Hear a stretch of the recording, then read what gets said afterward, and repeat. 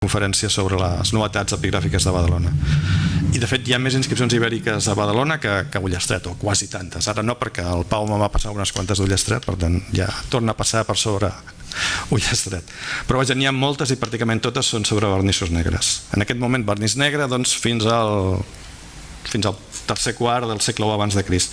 Però a la que entren les terres sigilates desapareixen les inscripcions ibèriques. Alguna cosa ha passat, però en aquest tall entre vernissos negres i sigilates ja de Badalona en tenim una i potser en algun altre lloc n'hi ha alguna més, però pràcticament desapareixen. Per tant, tradicionalment també s'ha considerat alguna inscripció més tardana, però o no és clara o la cronologia no és clara.